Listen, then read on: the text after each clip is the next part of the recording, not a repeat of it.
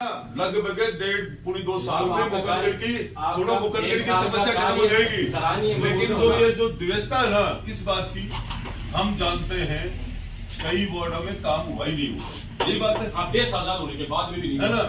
हम इसको चेयरमैन 4 करोड़ रुपए इस सेशन में 4 करोड़ रुपए आपके वार्ड में कार्य हुआ है, नहीं हुआ था बताओ। मैं भाई नाली का काम है आपके वार्ड में, भाई साहब बनने के बाद में बात कर रहा हूँ मैं। भाई साहब उसके बाद में क्या लगा, नाली तो बीच में पड़ी है, रास्ता रुकना जान पड़ेगा।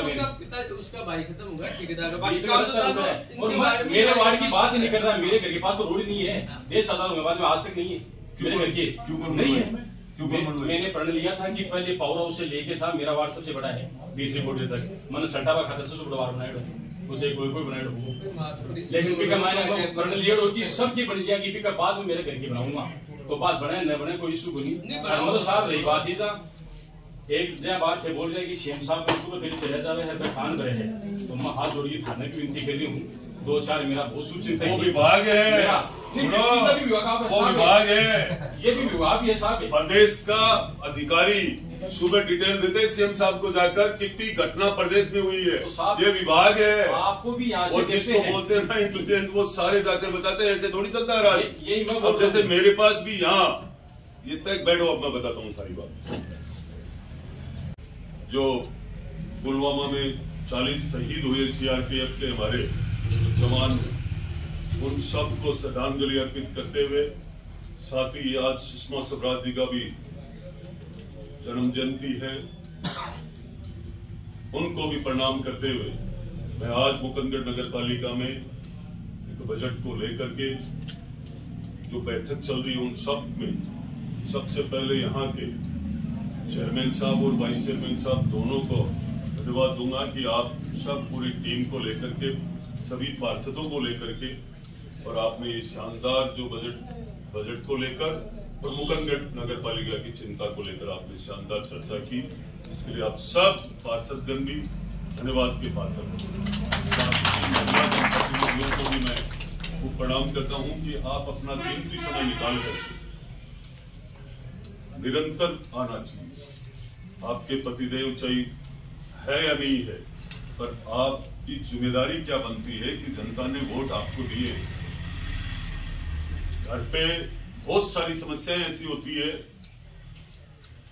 जिन समस्याओं को लेकर के महिलाओं के आकर के बताती है सारी कि भाई हमारे ये पीड़ा है। तो मैं आप सबको कहूंगा कि आपको खूब सुनना चाहिए और बात रखनी चाहिए। यहाँ के मैं डीओ साहब को विशेष कहना चाहूंगा कि अभी जो प्रधानमंत्री आवास योजना से लेकर के की चर्चा को लेकर मेरे पास काफी बार टेलीफोन भी आए थे, और मैंने इनको कहा कि किसी भी हाल में जिनकी पैसे पास हो गए उनकी एक भी किस्त नहीं रुकनी चाहिए। मैंने इन्होंने गोविंद जी उसके पहले कर दिया था। साथ में मैंने चेयरमैन साहब से काफी बार मुकंदगढ़ की चर्चा की, तो इन्होंने सबसे पहले मुझे एक समस्या बताई, वो बताई गंदे पानी की निकासी को लेकर। तो मैंने इनको कहा कितने पैसे की जरूरत है, तो इन्होंने बताया 16 करोड़ रुपए की। सरकार ने 2024 के बजट में, पहले ही बजट में 10 करोड़ रुपए हमें मुकंदगढ़ 10 करोड़ रुपए अब धरातल पे लगना चालू हो जाएगा। उसका टेंडर वेंडर सारा कंप्लीट हो चुका। दूसरी सबसे बड़ी समस्या बिजली की थी। जब मुकंदगढ़ शहर में काफी घरों में मेरा आना जाना था, क्योंकि मैं पहले निर्दलीय चुनाव लड़ा हूं। आज पार्टी ने मुझ पर विश्वास करके टिकट दी और जनता ने कमल का फूल खिलाया और मेरे पे विश्वास जताया।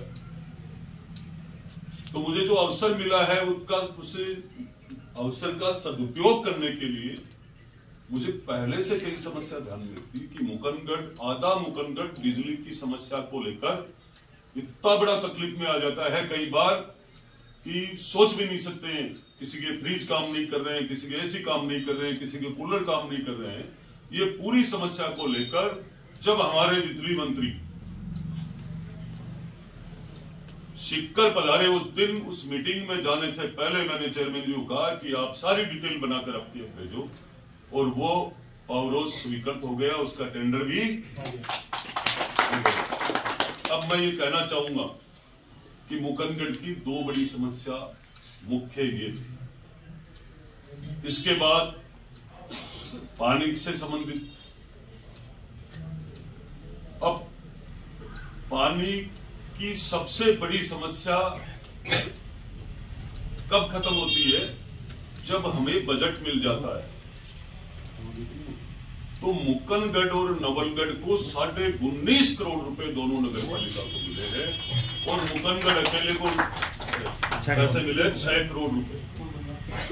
6 करोड़ रुपए में आपकी नीचे तक जो लाइन गई हुई है वो भी ऊपर आ जाएगी, चिंता की आवश्यकता नहीं। दूसरी, अब ये काम चालू हो जाएगा। कई बार क्या है, लोग कहते हैं कि आपसे को प्रेम से ये कहना चाहूंगा मेरी बात, केंद्र सरकार की कोई भी योजना है, सरकार तो केंद्र में 14-15 साल से लगातार तीसरी बार सरकार बीजेपी की आ रही है। आप बताइए कौन से कांग्रेसी को केंद्र की सरकार का लाभ मिल रहा है? सच बोलना, सही बोल रहा हूं। वो थोड़ी तय करते हैं ये कांग्रेसी और इनको केंद्र की योजनाओं का लाभ नहीं देंगे। हमें तय करना चाहिए कि जो देश, जो सरकार केंद्र की हमें दे रही है और उसका लाभ हम सब ले रहे हैं। क्या प्रधानमंत्री जी के आवास का लाभ नहीं मिल रहा सबको? मिल रहा है ना, मिला ना सबको, क्यों नहीं बोलते हो फिर? तो हमें हमारे विचारों को, हम सबको ठीक करना चाहिए।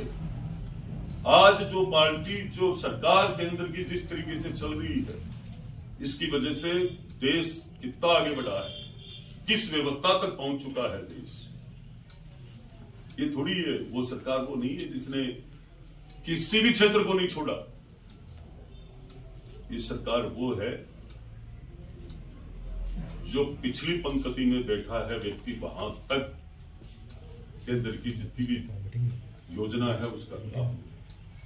राजस्थान की अभी देखो आप, मुकंदगढ़ को गंदा पानी, मुकंदगढ़ की जो नहाने के बाद जो पानी निकलता है ना,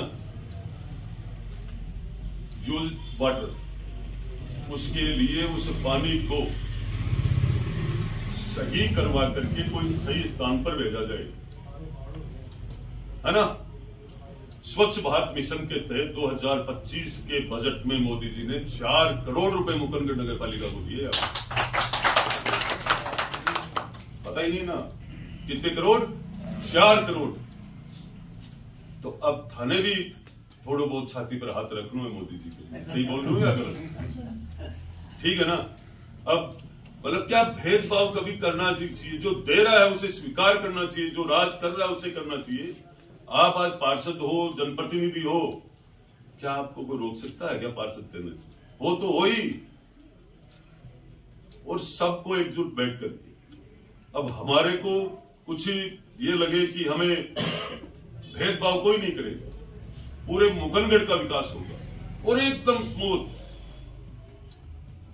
आपने इतने साल नहीं कराया होगा दिलीप जी, उस रोड को भी बनवा दूंगा, याद रखना मेरी बात। 15 साल तक आप लोगों ने नहीं करवाया, मैं गारंटी से कह रहा हूं, जो आज तक नहीं हुआ वही होगा। सुना था क्या कभी? बरखंडी पे जाने के लिए लोग बड़े बुजुर्ग तरस रहे थे और 10-10 लाख श्रद्धालु 24 कोसीय परिक्रमा में जाते, लेकिन बरखंडी की तरफ देख कर आ जाते। वो पीड़ा हमारे दिल में थी। हमने ये जो रोपवे की बात की, अब लोग क्या कहते, बजट की घोषणा में इतने दिन हो गए, क्या हो गया? चालू है प्रक्रिया, बनेगा। और वो लोहारगल, वो 24 कोसीय परिक्रमा, आप कभी वहां जाओगे ना आने वाले टाइम में, तो वृंदावन से कम नहीं लगेगा आपको। ये लगेगा कि हम कहां आ गए। आप देखोगे कुछ ही समय में 1 करोड़ रुपए। कल मैंने किसी सोशल मीडिया पे देखा था, वो मुख्यमंत्री जी से आग्रह कर रहे थे, कोई लोग आग्रह थे, वो आग्रह नहीं कर रहे थे, उनको राजनीति करनी है। मुख्यमंत्री जी ने तो पहले ही पूछ लिया था कि लोहारगल के लिए 1 करोड़ रुपए और कहां लगाऊं मैं। ये राजस्थान के मुख्यमंत्री जी खुद ध्यान रखते हैं कि इस प्रदेश में कौन से क्षेत्र में कौन सा पर्यटक स्थल ऐसा है, कौन सा मंदिर ऐसा है जहां पे हम आज तक पीछे रहे हैं। तो सबसे पहले लोहागर का नाम ऊपर था उसमें। अब यहाँ के अधिकारी पूछ रहे वहां 1 करोड़ रुपए किस किस में लगाए। वही मेरी प्लानिंग थी मुकंदगढ़ के लिए, जो मैंने इनको खुद को पूछा चला करके। मैंने कहा मुकंदगढ़ को